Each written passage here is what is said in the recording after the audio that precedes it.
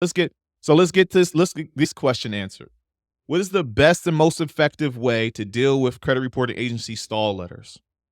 So everything I'm going to tell you here, if you ever were to email support at info@disputepanda.com, they are going to break down this process for you. Step number one, if you're communicating with your client, you need to tell them that the credit bureaus will stall. In my experience, I've seen them stall 2 to 3 times. Maybe not back to back, but 2 to 3 times. So the first thing that helps out tremendously is what I was saying when you cleaning up the personal information. What are you sending with your attacks? Are you sending a driver's license? Are you sending a SSN? Are you sending a bill, all with matching name and matching address? That's number one. So how we start also helps. Number two, if you've done that and they still are stalling, right? If you ever read the letter, it says, oh, you're working with a credit clinic. I've seen this happen when I've handwritten. I've seen this happen with me just sending in loose leaf paper. It's automatic. What the credit bureaus are doing is they're sending these letters out to anyone and everyone in hopes that you go to their website and use their automated tools instead of sending in paperwork. So when you explain this to your client, this is what they want to do. They want to cause uncertainty. Every letter, every attack within Dispute Panda, if you look at the bottom of it, has verbiage that says, I know y'all doing this already. Stop it. They're still going to do it. They are $1 billion company who spends, are they $1 billion company? At least multi-million dollar company who spends an enormous amount of money in just processing mail. So once you understand, okay, I know what you're going to do, how do we counteract that? Number one, we make sure we're sending in proper documentation. Let me bring up the documentation screen here. Oops, wrong one. Bring up the documentation screen here. Here we go. If we send proper documentation, that helps us out.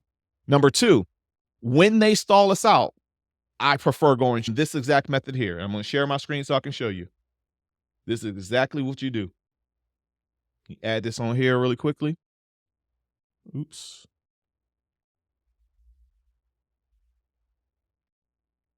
If I just sent out attack 9, right? I just did all these.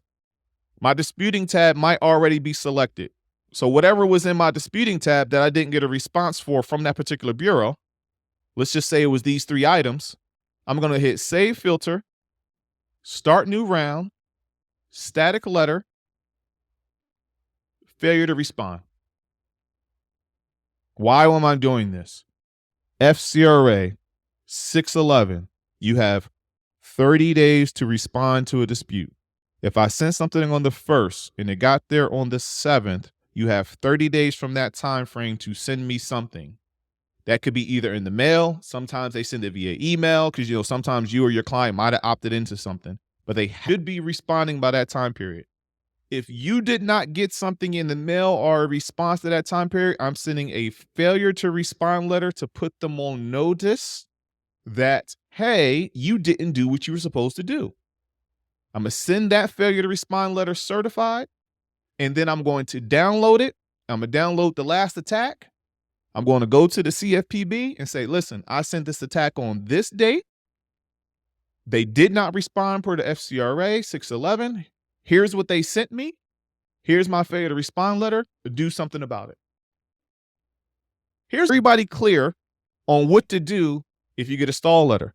You send the free static failure to respond letter, upload it to the CFPB. Case in point, also, if you want these steps, step by step on what to do, and the summary from the report from the CFPB on all these stall tactics that the credit bureaus are doing, send the email to info@disputepanda.com. Say, hey, I got a stall letter, and they will send you what I just said in written procedures. Is everybody clear on the failure to respond method? People say, oh, keep hacking. Well, why not use the law against them, right? Because that failure to respond letter is citing the law. It's factual and consumer law it's citing in there. Hey, I sent the attack. Per law, you were supposed to do something. You didn't do it. I sent proper ID. And I sent you my last attack. And I'm sending it certified so I know you got it. And I'm going to up escalate it straight to the CFPB. See, a lot of people just go to the CFPB, they put their complaints in.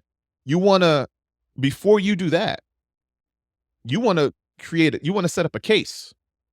Maybe you even say, you know what? I'm gonna send 2 rounds and then a failure to respond.